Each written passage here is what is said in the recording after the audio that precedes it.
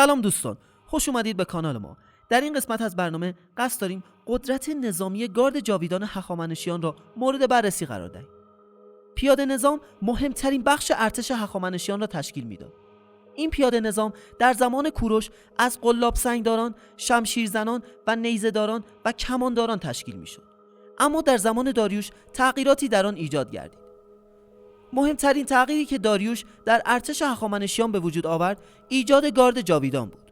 این گارد 10,000 نفری که قلب ارتش هخامنشیان را تشکیل میداد نظمی نوین داشت.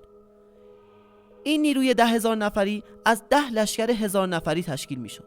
هر لشکر 1000 نفری از 10 هنگ 100 نفری و هر هنگ 100 نفری از 10 گروه 10 نفری تشکیل می‌گردید. این سربازان همواره با هم زندگی می‌کردند.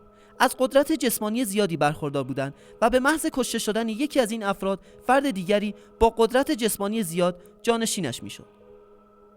همچنین اعضای گارد جاویدان در کودکی به عضویت ارتش در می آمدند و بعد از تکمیل تعلیمات وارد ارتش می شدند. در کهنسالی نیز بازنشسته شده و به عنوان مدرس نظامی فعالیت می کردند. اعضای گارد جاویدان فقط از پارس‌ها و مادها تشکیل می شدند و سایر اقوام نمی توانستند عضو گارد جاویدان شوند. اعضای گارد وظیفه داشتند از شاه حفاظت کنند، اما در جنگ‌ها نیز شرکت کرده غالباً فرماندهی را نیز بر عهده داشتند. بعد از گارد جاویدان لشکر اصلی پیاده نظام قرار داشت. اعضای این لشکر از اقوام و مردمی تشکیل میشد که تبعه دولت هخامنشیان بودند.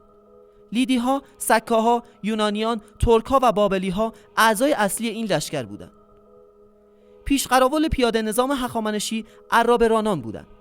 عرابرانان با عرابه‌های بزرگ خود که چرخشان مجهز به تیغ‌های بزرگ و تیزی هم بود، وظیفه داشتند سپاه دشمن را از هم گسسته و متفرق کنند. بعد از عرابرانان سپرداران قرار داشتند. این افراد سپرهای بزرگ مستطیلی شکل و یک نیزه بزرگ داشتند و اولین سربازانی بودند که به مصاف دشمن می‌رفتند. بعد از این افراد شمشیرداران سبک اسلحه بودند که با خنجرهای کوتاه به سمت دشمن حمله می‌کردند و در مرحله آخر کمانداران و قلاب سنگداران بودند که با تیر و کمان و فلاخن به قلب لشکر دشمن حمله کرده و سعی می‌کردند نظم آنان را به هم بزنند. به عبارت دیگر در طول نبرد قلاب سنگداران و کمانداران و پیاده نظام در خط مقدم قرار گرفته و سوار نظام سبک اسلحه و پیاده نظام سنگین اسلحه در دو طرف سپاه قرار می گرفتند و آنها را مورد حمایت خود قرار می دادند. ساختار سوار نظام هخامنشی مانند سوار نظام اشکانی است، اما تفاوت‌هایی نیز میان این دو وجود دارد. تفاوت بزرگ هخامنشیان و اشکانیان در این است که اشکانیان اتکای زیادی به سوار نظام خود داشتند، اما هخامنشیان توجه زیادی به سوار نظام نداشتند و بیشتر به پیاده نظام خود توجه می‌کردند. با این حال ساختار سوار نظام هر دو حکومت یکی بود. در قلب سوار نظام هخامنشیان و اشکانیان سوار نظام سنگین اسلحه قرار داشت که زوبین و نیزه بلند داشتند و بعد از آنها سوار نظام سبک اسلحه قرار داشت که نیزه و شمشیر کوتاه داشتند. بیشتر سربازان سوار نظام هخامنشی از پارت‌ها، سکاها و مردم لیدیه بودند که همگی سوارکارانی زبده به شمار می آمدند.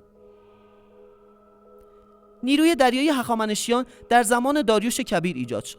هخامنشیان با کمک گرفتن از فنیقی‌ها که دریانوردانی خبره بودند، نیروی دریایی خود را ایجاد کردند. کشتی‌های هخامنشی دو دسته بودند: قایق‌های کوچک و کشتی‌های بزرگ. قایق‌های کوچک در رودهایی مانند کارون، فرات و دجله فعالیت می‌کردند و کشتی‌های بزرگ در دریای مدیترانه و خلیج فارس دست به عملیات می‌زدند. اگرچه نیروی دریایی هخامنشیان فعال بود، اما بار اصلی روی دوش پیاده نظام و سوار نظام بود و قایق‌ها و کشتی‌های جنگی هخامنشیان تأثیر زیادی بر روند جنگ‌ها نداشت. هخامنشیان دارای یک ارتش دائمی بودند که شامل واحدهای پیاده نظام، سوار نظام و تیراندازان می‌شد. به دلیل وسعت امپراتوری، هخامنشیان از نیروهای متحد و سربازان مناطق تحت کنترل خود نیز استفاده می‌کردند. هخامنشیان در محاصره شهرها و دژها مهارت داشتند و از ابزارهایی مانند منجنیق و برج‌های محاصره استفاده می‌کردند. شبکه جاده‌های هخامنشی امکان حرکت سریع نیروها و انتقال تجهیزات را فراهم می‌کرد. سیستم چاپار برای ارسال پیام‌های سریع بین نقاط مختلف امپراتوری استفاده می‌شد. در نتیجه تجهیزات نظامی هخامنشیان ترکیبی از فناوری‌های بومی و الهام گرفته از مناطق تحت کنترل امپراتوری بود. این تجهیزات